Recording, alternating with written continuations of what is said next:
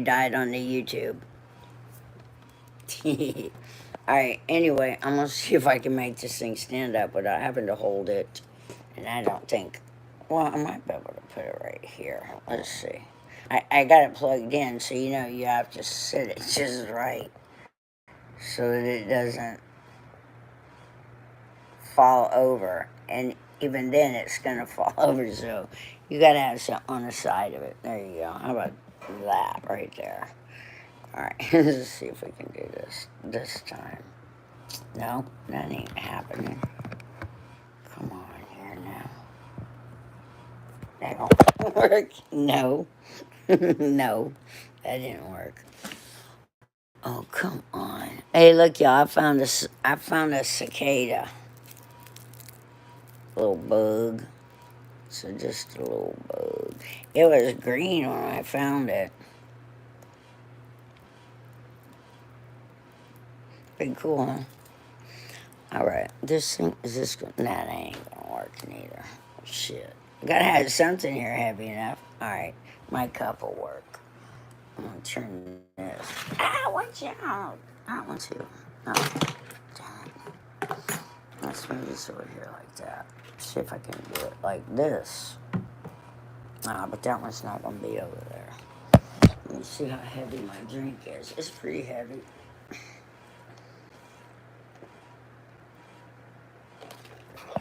Alright. Let's see if it's heavy enough.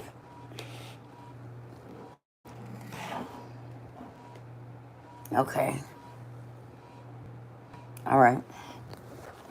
I'll see if I can make this thing sit over here. Come on, you can sit right here. It ain't gonna happen. Maybe. Maybe it might happen. Okay, y'all. So this is where we are. Make a great nation. Nobody knows what a great nation is.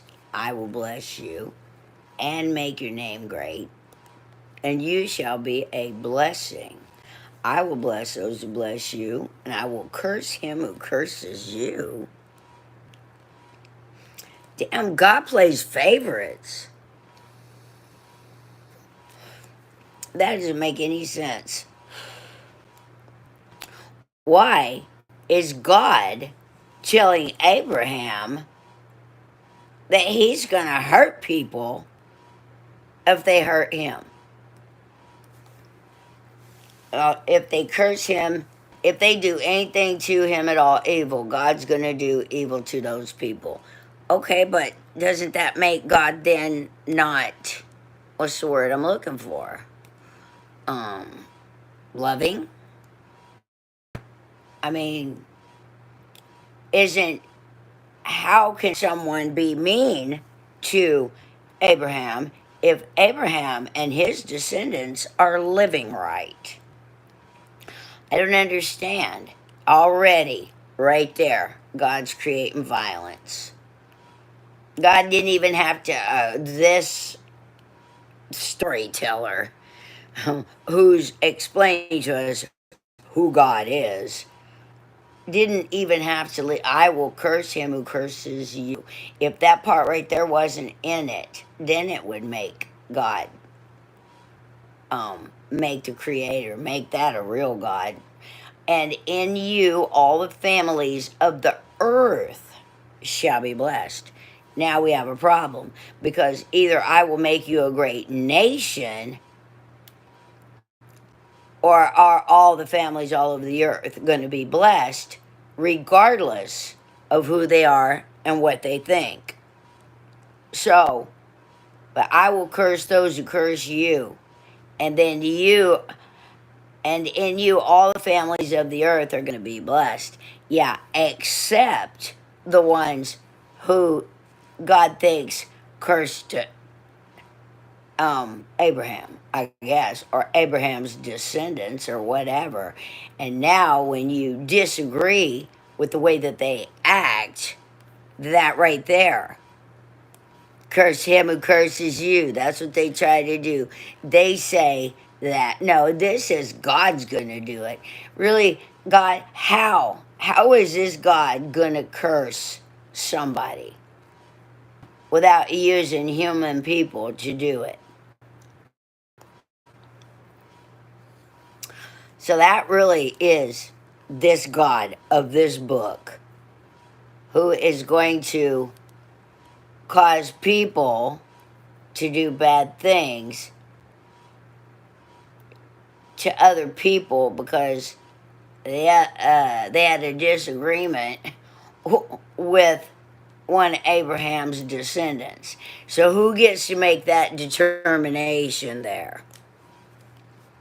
God's going to curse, but God can't curse except through people. So who's going to make the determination as to what is considered? Wouldn't it be what Abraham's descendants consider it? Because God also gives us free will. So how does God control somebody in order to curse somebody else? That's just crazy right there. Because I don't understand. If God was going to bless those, I'll bless those who bless you. I will make you a great nation. Who's going to bless? Who is going to curse Jacob? For what reason would any? I will curse him who curses you. He doesn't say anything about I will curse everybody who's not a Jew. That says I will curse him who curses you personally, Abraham. They can't use that. No one can use that. I'm gonna bless Israel bullshit. Because if I don't, I'm going to be cursed. That right there is exactly what it says. Right there.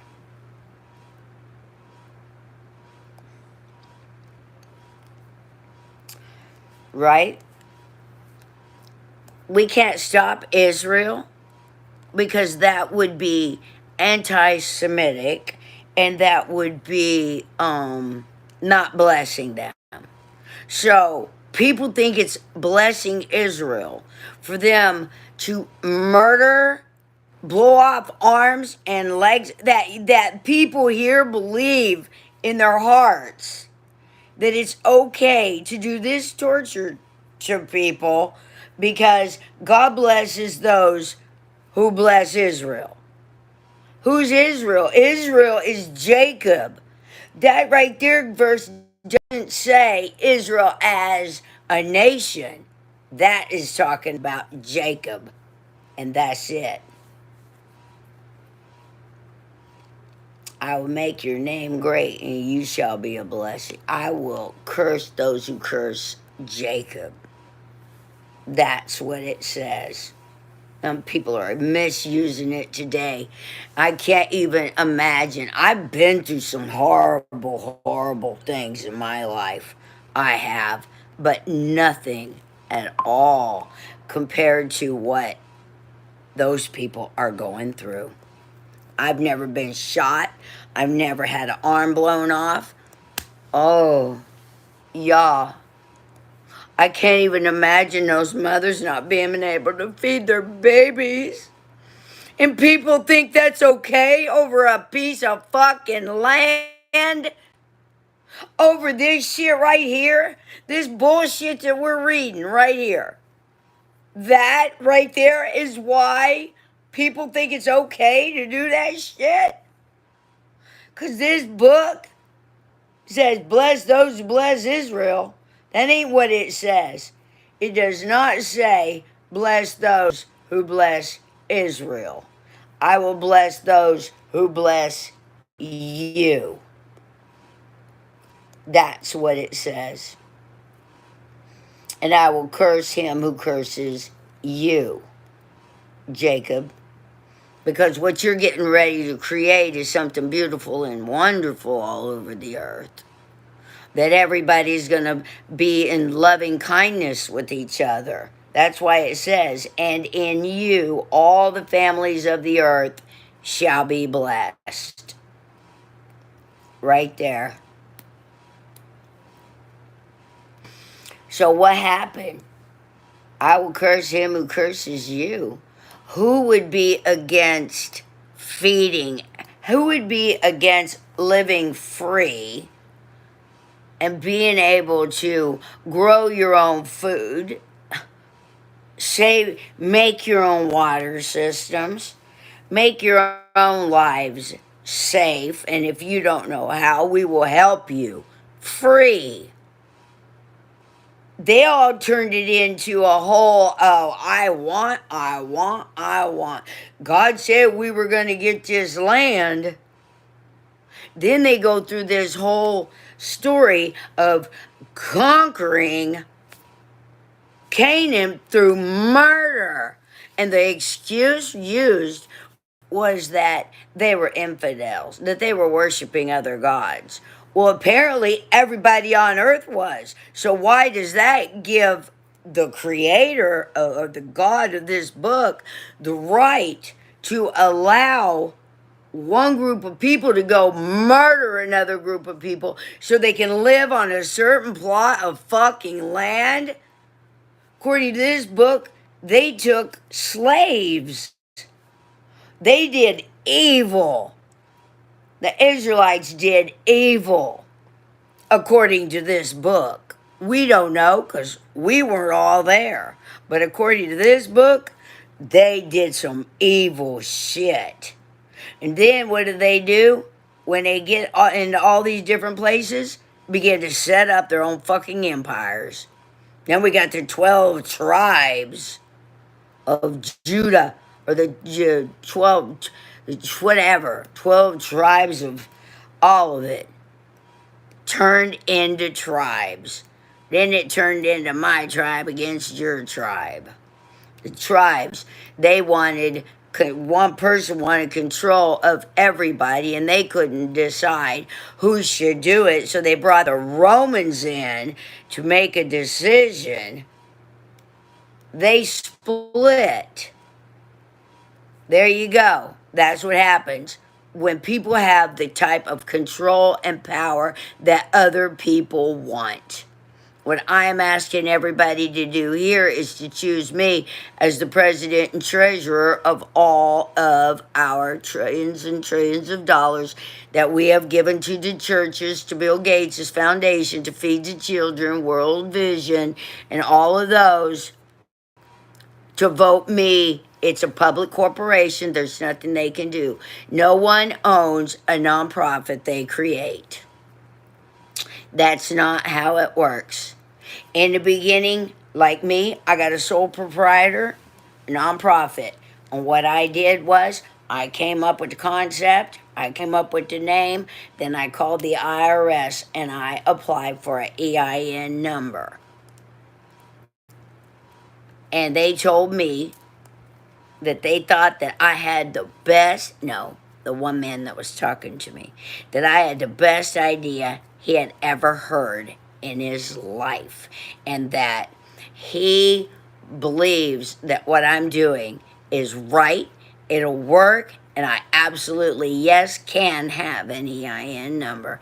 And he wished me good luck, and he listened to everything, and he blessed me, and now I have an EIN number under the name God's Helping Hand Mysteries, because God is a mystery, not a ministry.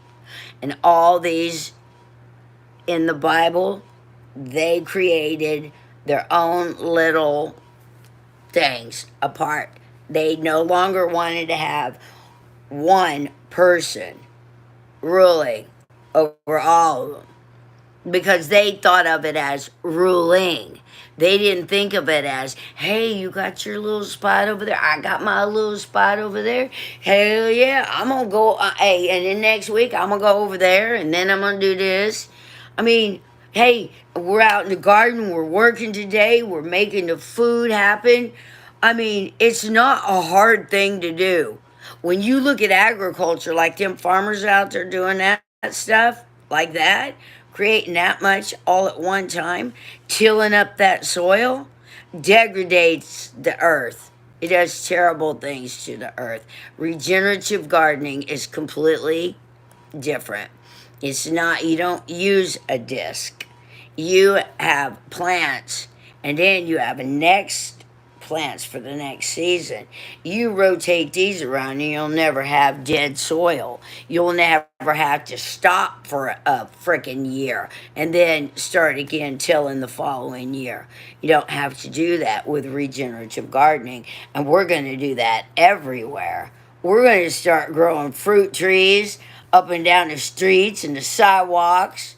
Y'all, we're getting ready to take over this place and do it my way because I want to be, I want that Abrahamic covenant. I want to, um, from your father, all right, to a land that I will show you. I want to make the world go around. You can say, I'll make you a great nation. You're not going to make me a great nation. I'm a legend. That's what I am. I'm not no nation. I'm a everybody. I'm a, I'm for every single body. Uh, uh. They ain't talk about me. They will be talking about me. Y'all don't even know the things I've done. I done told you I went in Chris Cripps' house and took that stuff out in his yard and burned it so they couldn't create the Antichrist with the spirit coming through the ancient mirror because I broke it into pieces. Y'all, I went into witch covens and licked their gates and their doorknobs. I left them little butterfly kisses everywhere. When I went out there all down the West Coast, y'all, I went through Hollywood. I fucking went through Venice Beach and Santa Monica. I went to Inglewood. I went to the Four Corners of Death, Lincoln High School in Dago, San Diego. Yeah, I did. I went to Watson Compton. Yes, I did. Yep, I went to every single one. I did. I went to San Francisco. I went to Tenderloin. I went all over San Francisco. I walked across the Golden Gate Bridge. Yes, I did. I did, y'all. I met the cabal. I met demons. I met witches and warlocks and vampires. I met some shit out there, man, y'all. I'm telling you the truth. Whether you believe me or not, it's beside the point. Because when you see them all here, you're going to be saying, she fucking wasn't lying. I'm telling y'all the truth. Anyway, so like, what? Let me tell you a story about anything that happened out there. I talked to the Crips and the Bloods. They know me. Green shirts, they know me. I've talked to, I don't know. I can't even tell you. I talked to a Rockefeller. Met him in downtown Seattle. I talked to the Mafia. I met them in downtown Seattle, but in other places too. I met the Hells Angels. I met a lot of people. Y'all don't know. I spent 2 years going down that West Coast, going everywhere, doing all kinds of things that nobody else would think about doing because a voice was telling me what to do inside my head. I mean, I went down into tunnels and shit. I mean, for real, there's one spot I didn't go down in. I kind of wish I had now, but for some reason I was too scared. But it was right there, y'all, in downtown Seattle. Someone right across from this bus station, bus depot, anyway, in the sidewalk, I'm walking along, and there's a big old freaking hole in a square. I'm talking a big one, huge, huge square. And then the next day, or 2 days later, because I'm traipsing. I'm I'm out there, man. Yeah, I'm going around this city and around this city, and I'm going into Magnolia. I'm going into down into the Chinese districts and shit. Yeah, I went down in there deep, and I seen some things for real. It's not funny. I don't even know why I'm laughing, but For real. I seen some things, y'all. Um, Mafia. I met the mafia. I met them. I met, yeah, them down there, right? I met so many people that want to make this happen, and they're coming. And I know y'all are all maybe hearing me brand new, but I've been uploading content for over 20 years about what I'm doing. And there are some breaks in time where I didn't upload something, but for the past 20 years, I've been uploading shit. I've been scanning documents and uploading documents. I've been making websites. I was on HTML. Freaking these people that we used to live near. I'm sorry, my fingers itch. I think I got by a mosquito.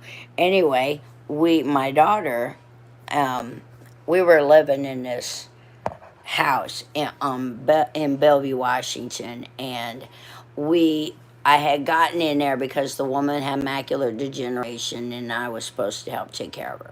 So anyway, we got to her downstairs, and we had just moved in, and there was a great big window, great big plate glass window out to the cul-de-sac, and I would see if I seen anybody with a child, I would go running. Heather, let's go meet them, because I wanted Heather to have friends. I didn't want her to be by herself over there, and I'm homeschooling too.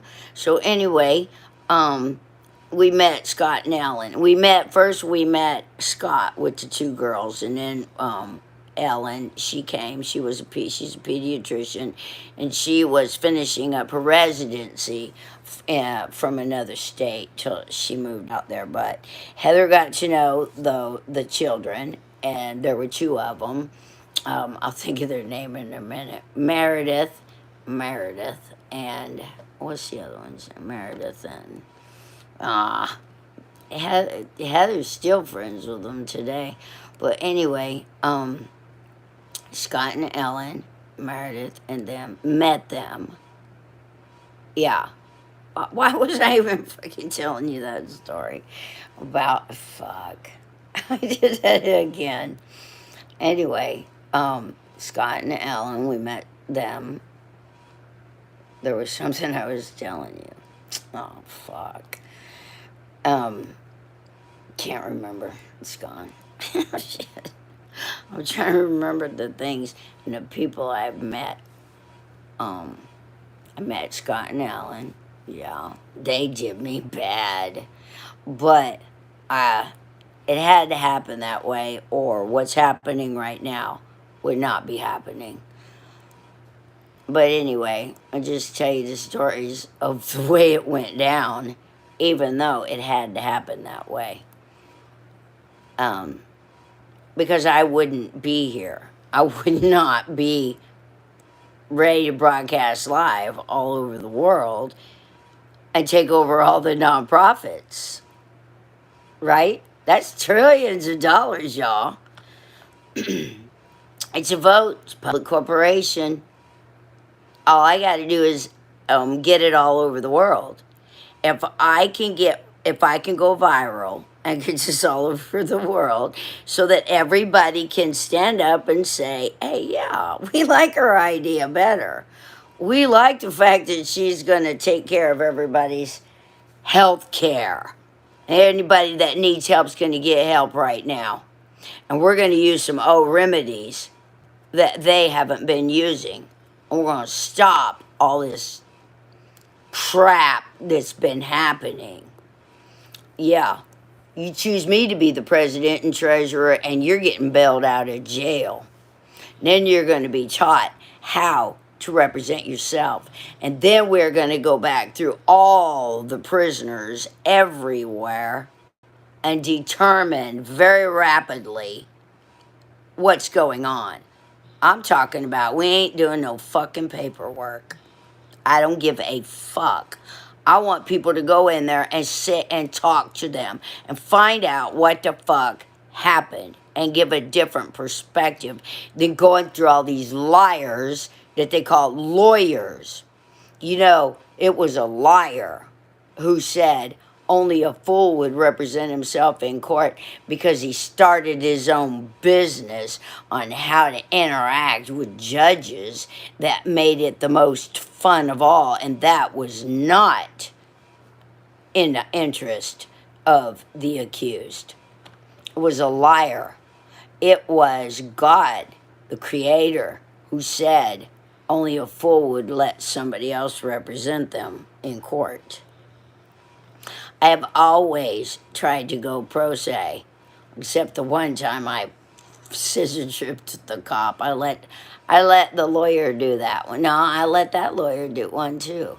I was trying to get the fuck out of prison. I didn't give a fuck. Y'all want to represent me? Hey, they had me in lockdown for 3 months with no court date, no lawyer, wouldn't tell me, wouldn't let me use. Well, I could call out collect, but who you gonna call collect when you ain't got no numbers to call? Because they didn't have no bail bondsmans on the wall, and even if they did, I had no means to get out. It was impossible. I was stuck there, and then they were telling me that they were going to say I was mentally incompetent, and therefore they didn't have to charge me for a year since it was a misdemeanor, but if it was a felony, it was 2 years. Y'all hearing that shit? That's not even fucking legal. That's what they told me in California. The only thing that got me out of that jail was because I've been protesting in Venice Beach against the Iraq war. And after I'd been there for 3 days, shouting and screaming, who gave you the money to buy brand new cars? Who gave y'all the money to buy brand new equipment? Who gave y'all the money to buy brand new uniforms? Who gave y'all the money to ride nice horses? What's up with this? What's going on, y'all? And I was being interviewed by the news, and I was saying, stop the war. 3 days I was out there. It was at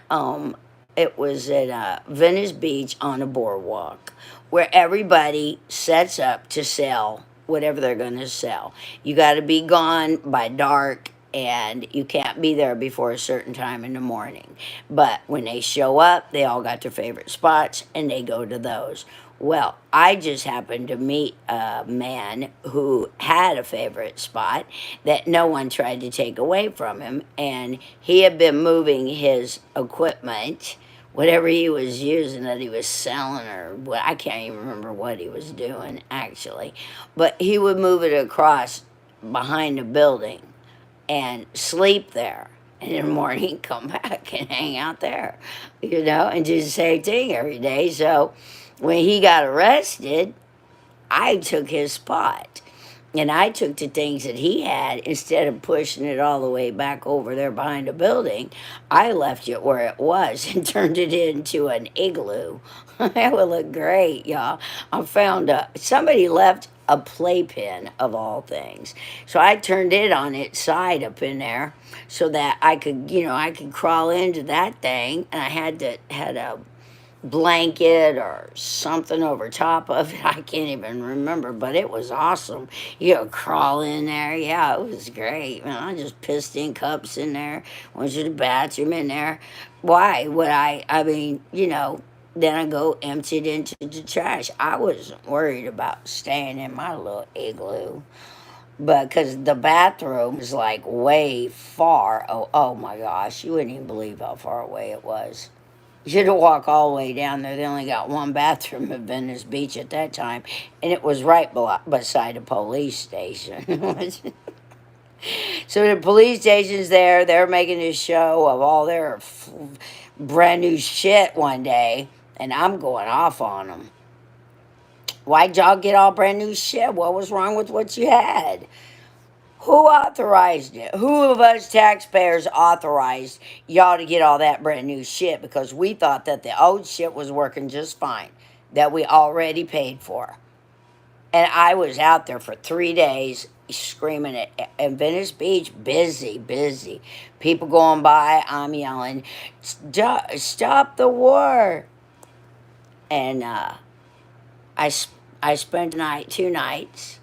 On the third night, as it started to get dark, about 9 or 10 o'clock when everybody else was gone, they came in and arrested me. Yeah, that's what happened. But I can't remember how I got out. And then I ended up in Hollywood and I got arrested. Now, I got kidnapped. I got kidnapped in Hollywood, y'all. Man, me and this guy, Bernie Sanders had died from what you call it, pneumonia, right? And Bernie Sanders, not very many people knew him at the time. He had a Hollywood star, and so somebody from the Academy, I don't know who, brought a horseshoe type uh, bouquet, on the stand. And so it was there. And me and this guy, we were sitting on this, the front, okay, the Jimmy Kimmel show was there. I was on the Jimmy Kimmel show. I was. I forgot about that. Yeah, I was on the Jimmy Kimmel show. I was. See if Jimmy Kimmel remembers me. I bet they still have the footage. Anyway, so we've been sitting in front of this abandoned building. Wait. Yeah, it was just an abandoned building. Everybody sat there. But then they boarded it all up and no trespassing, so nobody could be there anymore. But we were, he had a beer. Was I drinking a beer? I can't remember exactly which time it was. But we did that. We poured beer on Bernie Sanders' star for the fallen. And now I find out who Bernie Sanders is, and I'm like, he was bad. He was a bad person. But anyway, so, no, what I got arrested for was, is this when it happened? No, because I got arrested there. I got arrested 3 times, like, back to back. I got arrested, Bernie Sanders. Yeah, I got arrested for, the guy was drinking a 40 ounce, and he set it down. And I don't litter, and I'm not leaving glass, especially not glass, on Hollywood Boulevard. And he set it down in front of where the Jimmy Kimmel show is, and at the end of the, yeah, pretty much at the end of Hollywood Boulevard. Anyway, he set it down. I said, man, don't be setting his glass down here. Don't litter. And then I looked, and there's like some beer in it. And I said, oh, man. I said, you're going to leave it with beer in it? What the fuck's wrong with you? And so I finished it off. I walked off of that area, and there's a great big one of those construction dumpsters.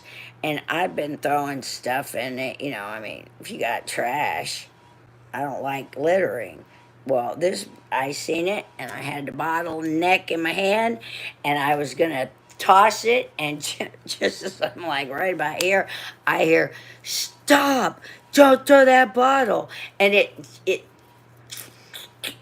I don't know why I stopped. Why didn't I go ahead and throw it? Well, I mean, what was I scared of? Who was saying? I don't know. But that's what it was. I didn't know, so I stopped, turned around, and looked at him. And he starts telling me, I got a beer. And I said, I was just throwing this bottle away, open container. Yeah, I got open container because I finished off somebody's spit. And I'm throwing a bottle away. Gross. Anyway, no, there was like that much in there. Anyway, so he goes, he's trying to handcuff me. And he ain't got no badge. I'm like, who are you? Who are you? And I'm like trying to get away. They're like in white uniforms or something. I can't remember, but no, nothing, displaying who they are. And he's starting to talk to me. I mean, he just reached out and flipped that handcuff on so fast. I started screaming, they're kidnapping me. I didn't know who they were. And I was screaming. I was fighting them. Nobody cared. People are walking past, looking at it. Nobody intervened in the kidnapping. Nope. Wonder how many people have been kidnapped right in front of people and nobody did anything. I guess they really kind of didn't have time, actually. He just kidnapped me. Anyway, um, just no, they did kind of have time, but they were calling the police, is what they were doing. But they were dragging me across the street because the van was parked on the other side. It was a white van, of course. Shit, I'm like, they're kidnapping me. I don't know what's going on. And then I'm screaming, they're kidnapping me. I'm looking at people, help me. And then they throw me in the back, and I'm like kicking the door and shit. I'm trying to get the fuck back out.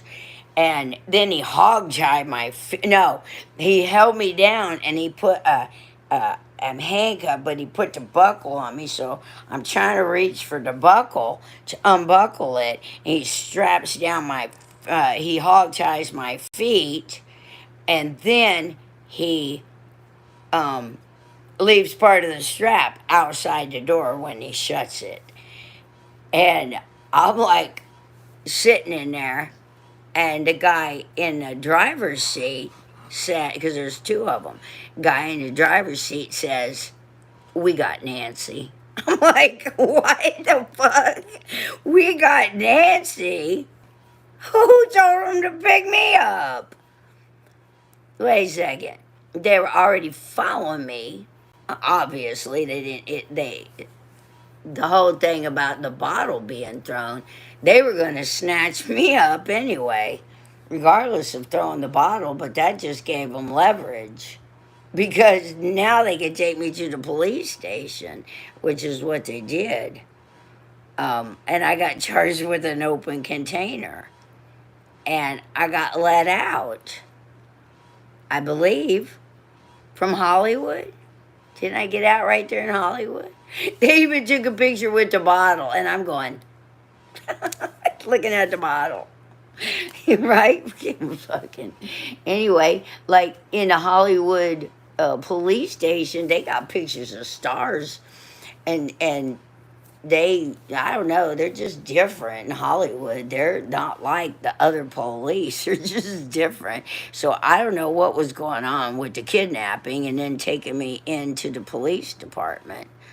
Other than maybe the creator wanted me to see what the fuck was going on in there, but they were completely different. They were not like the other police. They were nice. They were, I don't know. I mean, the police officer is like a picture with the bottle. I'm trying to figure out who kidnapped me and brought me in there and what was going on. Well, then anyway, somehow I got out at some point. I think I was in Orange County Jail more than once. Oh, yeah, definitely more than once.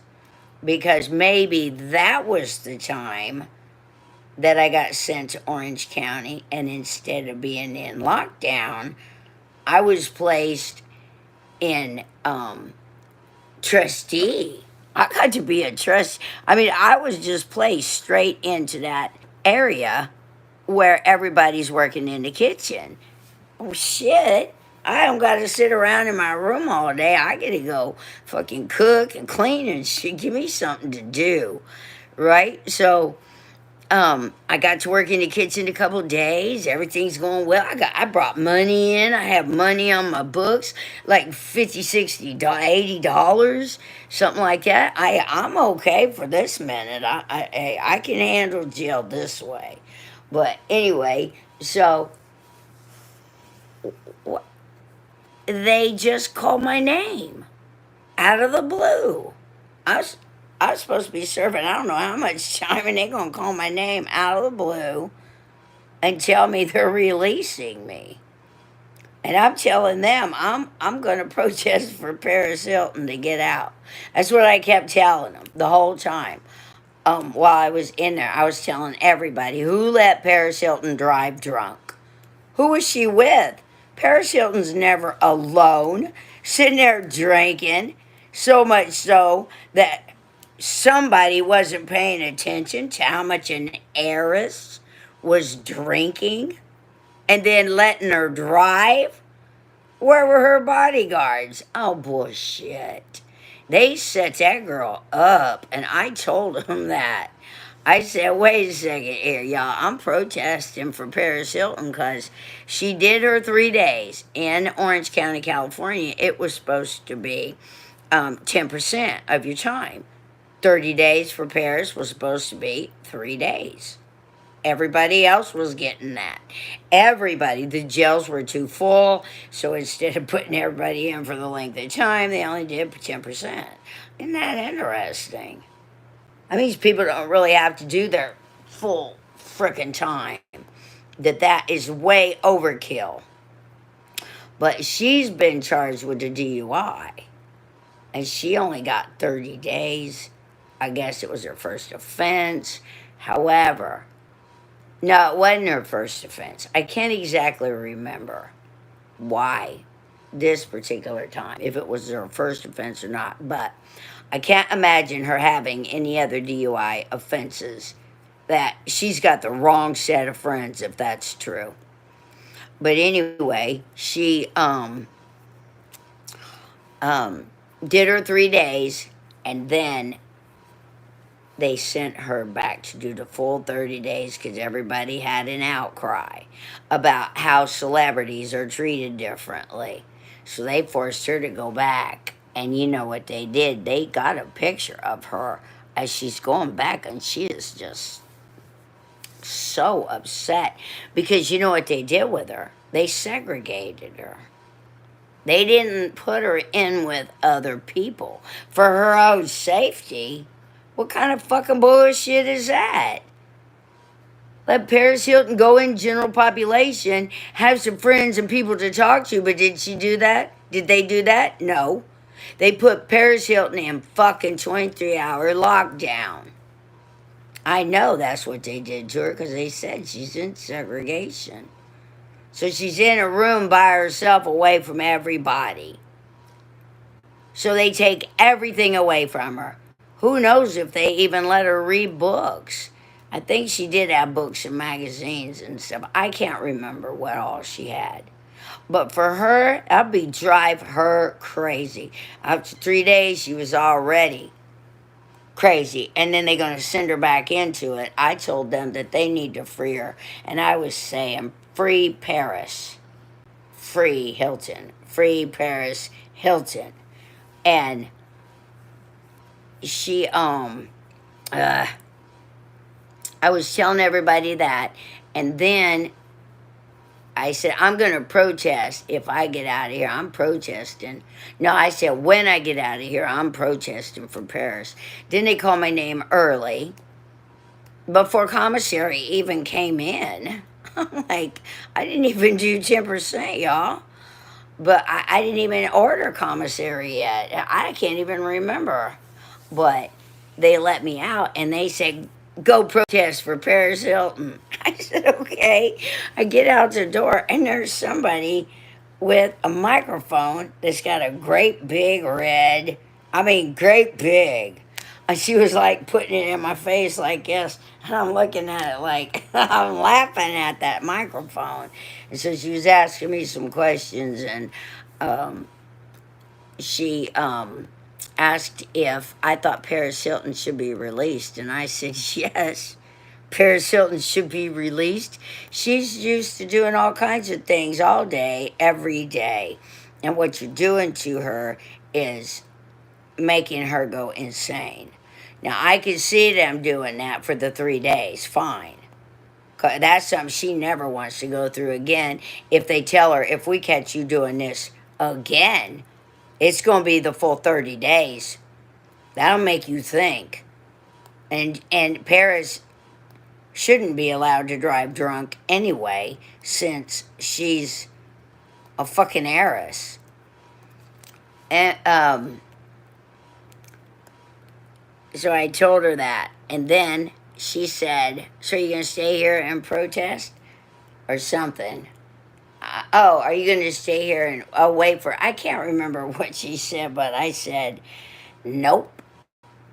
No, I said, wait, what was it I said? I told her I was on my way to the liquor store. I told her, oh no, I'm drinking a beer. I'm on my way to the liquor store. Inside, I told them, oh, I know what it was. I told the guards on my way out I had a 211 in progress. And everybody knows what a 211 is, right? In a police jargon, it's a robbery. 211 is a beer. It's got 12%, 8% alcohol in it. And you get a 24 ounce and suck that thing down in 15 minutes. And you'll be feeling a hell of a lot better pretty quick, right? And that's all I could think about. I'm getting out of jail. Now I'm from Hollywood. Now I'm in Orange County, California. I've just been dropped smack dab in the middle of Watson Compton. Now I'm going to see what the fuck's going on around here. But I went down. I made a sign, and I wrote. I did. I have. Oh, I did. I had a Bible too, and I wrote "Free Paris, France, Hilton," and I held it up out there. I held it up. I held up the Bible. I said, if you believe in the Bible, free Paris. I stood out there. I did. And then when she was released, nobody came to visit her. No one at all came to visit Paris Hilton. I mean, protesters. There were no protesters outside for Paris. There were no friends outside for Paris. There was only two, camera crews when Paris got out of jail. There wasn't nobody there supporting her. She got out, got in a car, and she left. Yeah, she left. It was crazy. The whole thing was crazy, y'all. Now, Paris Hilton, girl, I protested for you. I was in the jail at the same time as you. I know how they treated you, and it was awful. Now you're going to get to tell your story about what really happened to you in that jail. Because on my platform, I want to hear. I do. Yep. I do. So I got dropped off there. I was in Watson Compton. I don't even remember how long I stayed in Watson Compton. I got punched in the back of the head in Watson Compton. I'm going to have to say Watts. I think it was Watts. Can't say for sure. But it was like 2 o'clock in the morning, and I'm drinking a bottle of water. Got the lid off. And I had shoved a piece of glass. I caught something underneath the bottom of my shoe, and I just thought it was like a little rock or something. And I forgot I didn't have pants on. I had shorts on, and I flipped my ankle up so my foot was flat to wipe it against my jeans that were not there. Turned out to be my ankle, and I shoved a thick piece of broken Coke bottle into my ankle, into the bone in my ankle. Ooh. Oh, I had to pull it out. It was sticking in there, right? Okay. But it swelled up. It did its thing. And I thought it was going to get better. And it was getting better. But then one day I was walking along, and I accidentally scuffed my right leg against my left leg, right leg. Whatever, I can't remember which foot it was now, but anyway, I think it was the left one. But I accidentally scuffed the right shoe against where that piece of glass was, and it was healing. But apparently, a shard of the glass pushed further into my bone, and the pain was immediate and intense. I could hardly walk. It was so horrible. Oh my gosh. And I went to the hospital, and I was laying in there, and they don't see, you couldn't lay down. I mean, my foot was, I mean, my ankle was all swollen up, and you was having to sit there for hours and hours. And there was so many people in there, I couldn't do it. I got up and walked out to where the grassy area was, and I laid down. And then a doctor walked up to me or something and asked me what was going on. I explained it to him, and he handed me a couple of oxycodones. That helped a lot. So it was getting better. I was able to walk now. I don't even remember. This must have been, yeah, this was after I'd been traipsing around Watson Compton. Right. That's right. And I'd been everywhere and done everything already. So at this point, I'm walking down the street like this, and I'm still limping a little bit, and I can't wear regular tennis shoes yet. I can't wear anything on, so I got flip flops on so I can walk because of the pain in my ankle, right? So I'm walking along, and I hear somebody holler at me. Hey, what's? I'm like, he kept this male voice, and I'm telling y'all, the streets were vacant. There was nobody. I mean, yeah, I would give it 10 people. Watson Compton was empty, y'all. I ain't lying. Fucking shit, there. Maybe in the houses there were people, but the outside people were gone. There was nobody hanging out outside. There wasn't no bunch of gangsters all over. There wasn't no, like, fucking, Bloods all standing together, then Crips and whatever else, and a bunch of people that usually are hanging out outside. There were none. And the projects had all been torn down.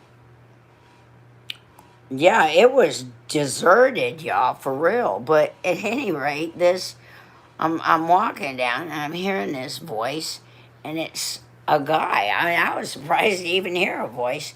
And I turn around, and this guy says, do you want to go to Vegas with us? No, I said, I'm on a mission. I'm looking around at stuff. I got something to do. I said, besides, I'm a renegade. You know, I don't answer to nobody. I'm not going to go with you, go to Vegas with your two girls. And first I kept asking him, go to Vegas for what? And he goes, pimping. And I'm like, nah, that's not happening. Ain't nobody going to control me. So anyway, as I was explaining this to him, I walked over towards him. All of a sudden, out of the behind us, I hear hollering, and it's some great big, like, he looked like in his face 16 to 20, somewhere in that area. Big old black guy, for real. The pimp was black, and one of the girls was black, and one of the girls was white, and I'm white. And we're in downtown fucking Watson at 2 o'clock in the morning.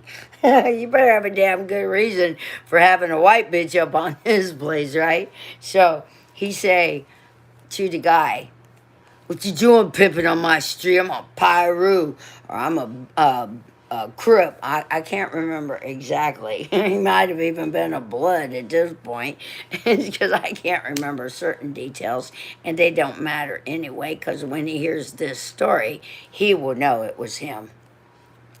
Anyway, so the guy said, hey man, well, I was just passing through. No, he goes, what you doing with these white bitches in my hood, in my spot? He goes, he said, I'm just passing through. He said, I'm not staying here. I'm just on my way to Vegas. I'm leaving town. And then he said, go, all right, then you take your hose and you get off my block. And then they started making eyes at each other. And I already know, because I've lived in the hood a long time at this point, what those eyes mean. When you look at that and you look back, that means that right there ain't with me. And that's what he did. Oh, Oh, this one ain't with you. And then that boy, he was a boy, 68, 20. Oh, I'm 60. He may think he's a grown ass man, but to me, he's a boy. And mentally, anyway, he fucking hauled off and he slapped me hard. And I got mad because I've been getting beat on and beat on. I'm so mad. And so I got the water bottle and I just squeeze it and scream, "Ah!" Like this. I don't know why, but I fucking aggravated him. And then he started walking towards me and I started running. And now, what my favorite thing to do when being chased by people who intend to hurt you is run out in traffic and dodge traffic. They don't come out in traffic, normally speaking. So I'm sure my instinct is to run into traffic. It's 2 o'clock in the morning. There ain't no fucking traffic right. Not at this moment, anyway. So, like, but I still try to run across the street with my flip flops, and I'm limping, and I look back. I'm like, no, yeah, I see his fist coming, and I think I turned my head because I think I'm remembering seeing his fist coming. Or that I seen him running at me and I kept running and I never looked back. But what really happened was he punched me right here and right underneath, right at the stem of my, right below the skull, right or at the skull and that area. He punched me and my head, I mean, it felt like I was, I don't know, floating. My head went forward, like in slow motion, backwards, like in slow motion, y'all. And because, all right, he punched me, my head went forward and backward, which brought my body backwards. And I felt, I don't even know if I felt anything, but the sensation was of falling through water, and then my butt landing on sand, and we know it was a concrete, and then my head landing on sand, just slowly going back and landing on sand, and then I mean, it's concrete. My head, first I got punched, then the back of my head slammed into the street. Concrete, asphalt, whatever it was. And then immediately a voice started screaming into my head. The cars are coming! The cars are coming! I mean, it was screaming, the cars are coming! Look, look, the cars are coming! Look, look! They're not going to see you. It's dark. There's no lights here. They're going to run over you and kill you. Look, look, the cars are coming. Fucking shit, I can't feel nothing. I couldn't feel anything at all. Now my head, nothing. And then, because it kept screaming, I don't know how it happened, but I lifted up my head and I turned and I looked and I saw the lights coming. And the voice was screaming, "See, the lights are coming. The cars are coming. Crawl over to the curb." And I don't know how I did it, y'all, because I couldn't feel anything at all. I swear, I don't have to swear. I don't care if you believe me. I was crawling across this half of the street where I was to the curb.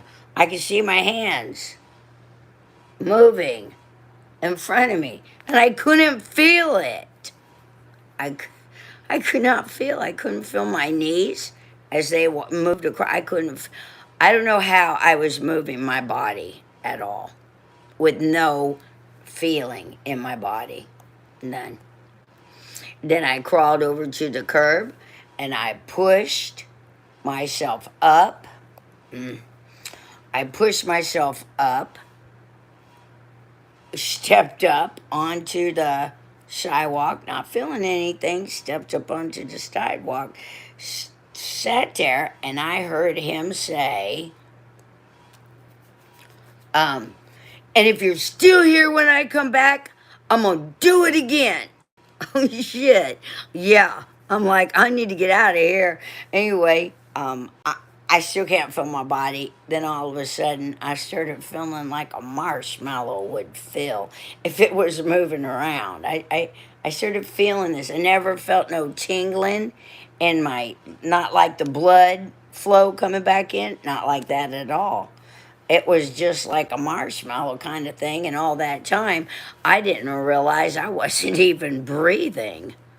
I wasn't breathing because I started breathing when I stood up, started feeling like a marshmallow. I started breathing like this. Shit, I wasn't doing that till I stood up. So I don't even remember if I was breathing or not before that point. And then I'm sitting there thinking, what to do now? I mean, I was just lost. And then all of a sudden, another guy, black guy, cause we didn't watch y'all. Anyway, that guy walked up and put his arm inside of my arm and said, "Come on, let's go." And then I was like, "Did you see that guy hit me?" And he was like, "No, I didn't see nothing." Of course, nobody sees nothing. Why do you think he walked up, put his arm in mine, and said, "Let's go"? That was crazy, y'all. That was crazy. Because then we walked, and he wanted to go get some more crack. I'm like, nope, I'm not going. I'm scared. I got scared. And we got quite a bit a ways away. And I sat down. I said, I'm paranoid. I'm scared. I can't move. I got to sit right here. He came back and got me, okay? Then he like walks me forever. And all I want to do is rest. Even though he did go get a piece of crack, he said. Anyway, so we go to this neighborhood, and there's a garage door open. I mean, no, the garage door was open this much at the bottom, but he pulled it up about halfway. I said, "Come on in, this is my sister's house." Shit, I ain't trusting nobody. I am not trusting nobody. This is your sister's house. There ain't no way I could sit here and smoke crack and be fucking not worried that the police is getting ready to arrest me for trespassing. Fuck no. I can't do this. I don't know who this is. You can say this is your sister all day long, but trust me are the famous last words, right? So I took off running from that fucking shit. I ran from a lot of things when I was out there. I did. I ran from a lot.